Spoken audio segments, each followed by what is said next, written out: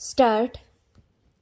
राज्यपाल महोदय, मुख्यमंत्री जी, वाइस चांसलर महोदय, प्रिंसिपल, विद्यार्थी और छात्राओं, बहनों और भाइयों, इस जयंती के संबंध में जब मुझसे कहा गया था तो उस समय मैं हिचका, क्योंकि समय इतना कम था कि किसी तरह इसकी गुंजाइश नजर नहीं आ रही थी। विराम। पर जब मुख्यमंत्री जी का आग्रह पत्र मुझे मिला तो किसी तरह से इसको अपने कार्यक्रम में लाना अनिवार्य सा हो गया और मुझे इस बात की खुशी है कि मैं आप सबसे मिल सका। विराम। मगर मुझे अफसोस है कि साथ साथ पूरे इंतजाम के साथ एक सार्वजनिक सभा नहीं की जा सकी, तो भी मैं जहाँ तक देख सकता हूँ यहाँ पर आज केवल इस कॉलेज के छात्र छात्राएं ही नहीं हैं, बल्कि शहर और आसपास के गांवों के भी बहुतरे लोग पहुंच गए हैं और बहुत हद तक सार्वजनिक सभा का काम भी यहाँ पर पूरा हो जाता है। विराम पैरा। यह बड़ी खुशी की बात है कि अब बिहार में ऊंची शिक्षा का प्रचार बहुत जोरों से बढ़ रहा है। विराम।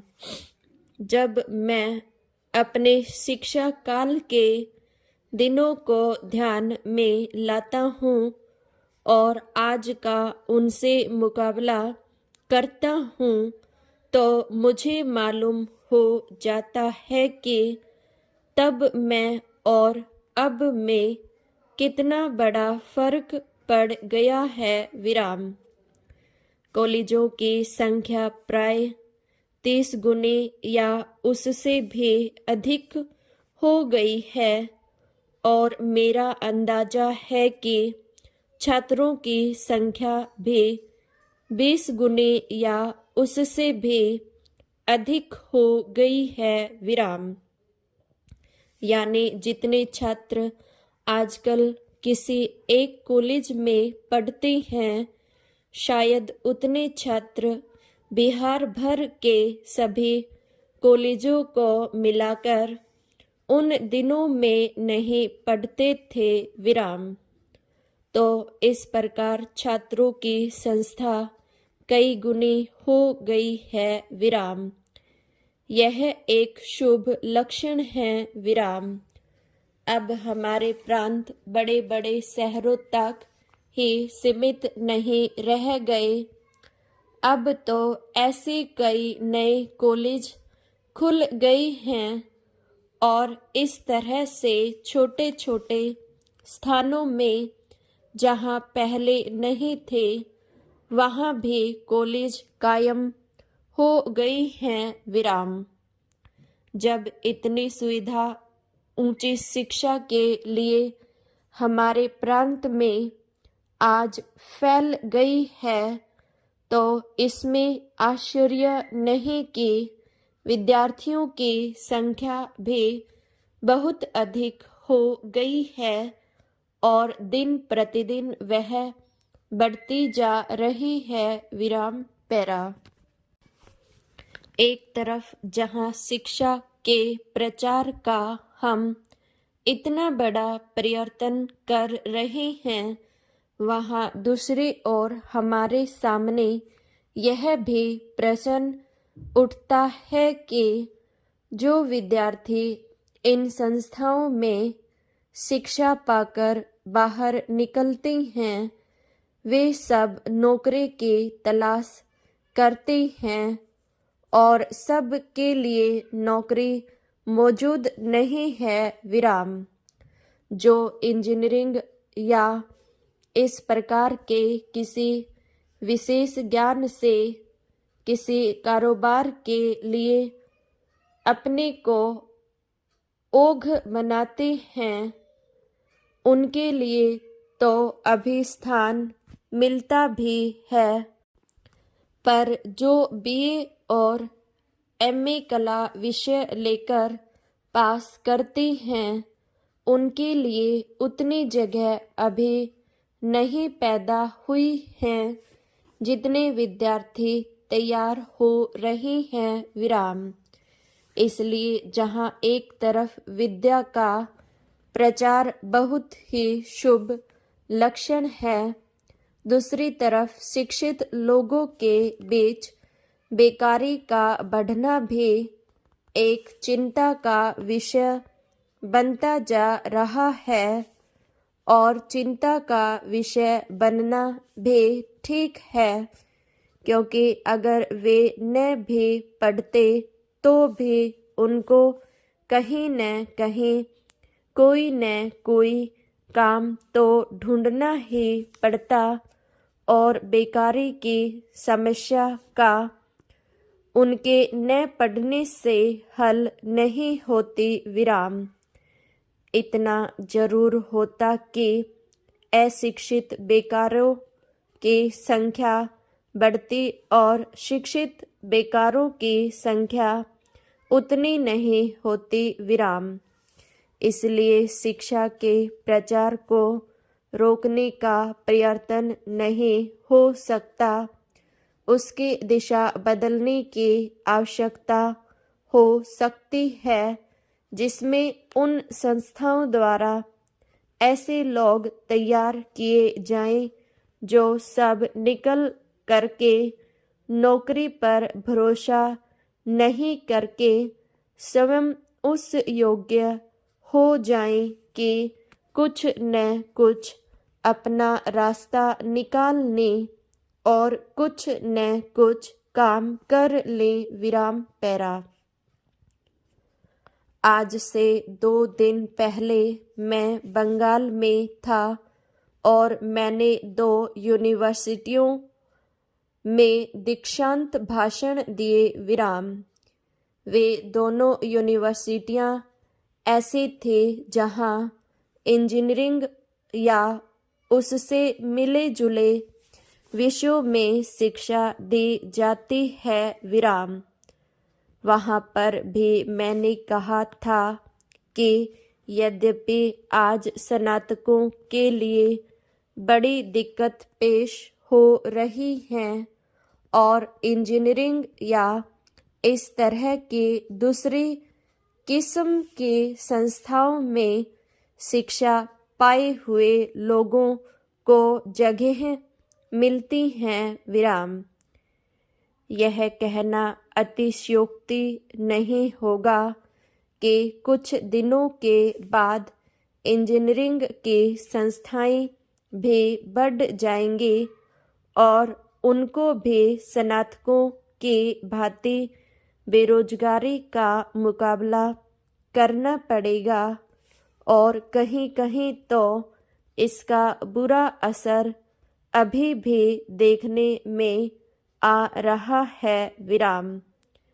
इसका तरीका यही है कि जो विद्यार्थी चाहे वह स्नातकी पढ़कर निकले या इंजीनियरिंग या टेक्निकल कॉलेज से पढ़कर निकले, वे अपने में इतना मानकर निकलें कि उनको दूसरों का मुंह न देखना पड़े, वे आत्मनिर्भर हो जाएं विराम पैरा। मैं एक बात और कहना चाहता हूँ विराम। जो लोग इंजीनियरिंग पास करके निकलते हैं, तो क्या जरूरी है कि वे किसी बड़े कारखाने में जाकर काम करें, किसी सरकारी दफ्तर में जाकर काम करें, या किसी ऐसी जगह में काम करें जहां इंजीनियरिंग लोगों की ज़रूरत होती है विराम। उनमें से हर एक को तैयार रहना चाहिए कि किसी बड़े कारखाने में काम कर सकें तो करें, और अगर उसका मौका न हो तो अपने घर में बैठकर कोई चीज़ बना लिया करें। और वे जहाँ पढ़ते हों उनको ऐसी शिक्षा मिलनी चाहिए कि घर बैठकर काम कर लें और कोई चीज़ ऐसी बना लें जिससे देश को भी लाभ पहुँचे और उनका गुजारा करने का रास्ता भी मिल जाए। विराम पैरा। कुछ दिन पूर्व मैंने सुना था कि अगर सारे देश में आज शिक्षा का प्रचार हो जाए और सब के लिए स्कूल खोले जाएं, तो न मालूम कितने लाख शिक्षकों की ज़रूरत होती है। विराम। प्राइमरी स्कूल के अर्थ में लें और स्कूल कायम करने का निश्चय करें, और निश्चय किया भी गया है तो न मालूम कितने लाख शिक्षकों की आवश्यकता पड़ेगी। विराम। तो ये शिक्षक जो पहले से शिक्षित हैं वे ही हो सकते हैं। विराम। यह ऐसा काम है जो एकदम नहीं हो सकता। विराम। फिर इतना पैसा कहाँ से आएगा। विराम। लेकिन अगर लगन हो तो प्रत्येक पढ़ा लिखा व्यक्ति इसको कर सकता है, दूसरों को पढ़ा सकता है। विराम। यह जरूर है कि बड़े ओहदे पर लोगों की जितनी तनख्वाह मिलती है वह नहीं मिलेगी। विराम।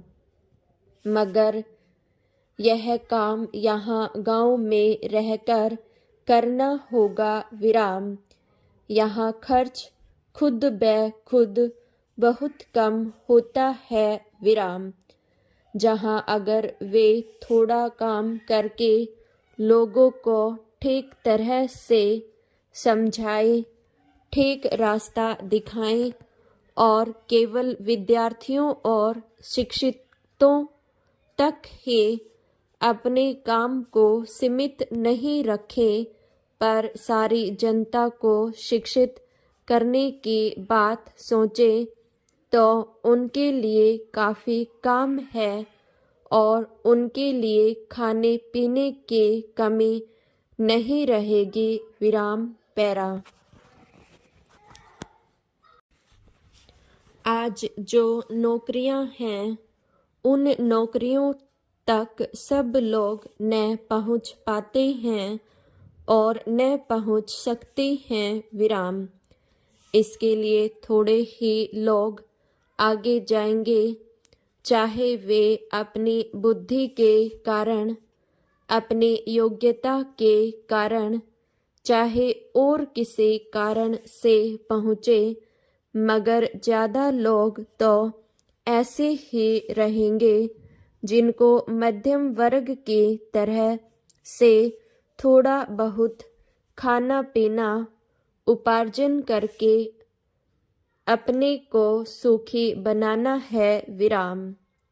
मगर इससे भी अधिक मैं तो यह मानता हूँ कि जब गांव में शिक्षा जोरों से फैल रही है, जो शिक्षित होते हैं उनका मुँह गांव की ओर से शहरों की ओर हो जाता है। विराम। अगर कहीं कारखाना खुलने वाला हो तो घर छोड़कर कारखाने की ओर अधिक दौड़ हो जाती है। विराम।